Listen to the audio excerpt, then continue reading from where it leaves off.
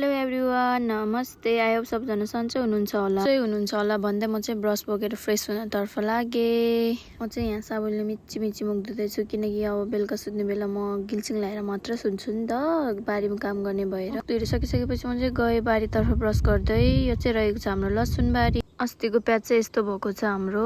यति भन्दै सुरु हुन्छ मेरो ड्युटी। अब टक्क कलेजको ड्रेस लगाएर टक्क लगाएर कलेज जान नपाए नि ड्युटी जान त पाइन्छ।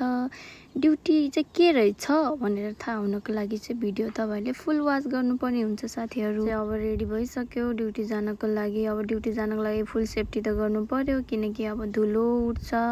धुलो उठेपछि अब मुखमा नाकमा धुलो पसेपछि अब घाँटीहरू च्याप्पा समाउने हुन्छ नि त। यतिको सेफ्टी त गर्नु पर्यो साथीहरू। ठ्याक्कै हेर्नु न, मलाई चाहिँ पाकिस्तानी केटीहरू जस्तो देखिरहेको। र मेरो ड्युटी चाहिँ यही रहेको छ। आजको नल यति काटेर मैले सकाउनु पर्छ भन्दै म चाहिँ नल काट्न सुरु भइसक्यो साथीहरू। आशा छ सबैजनाले साथ सपोर्ट गरिदिनुहुन्छ भन्ने। एकछिन म चाहिँ बुढो पनि आएर नल काटिदिनु भयो। म चाहिँ एकछिन रेस्ट बसेँ पानी खानको लागि। पानी लास्टै तिर्खा लागिरहेको थियो। सबैजनाले फर्स्ट मिनी ब्लग छोटो भयो, अलि लामो ल्याउनु भन्नुभएको थियो, त्यही भएर यो चाहिँ मैले लामो ल्याउने कोसिस गरेको छु।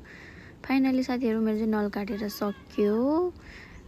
मेरो हालत चाहिँ फेरि यस्तो भएको छ कि हातको खुट्टाको कुकुरलाई दिए पनि नखाने टाइपको भएको छ कि फोरी देखिरहेको छ। के गर्नु, काम गरेपछि यस्तै हो भन्दै म चाहिँ घर फर्केँ साथीहरू। आजको मिनी ब्लग पनि यहीँ टुङ्ग्याउन चाहन्छु। बाई बाई साथीहरू, थ्याङ्क यू फर वाचिङ।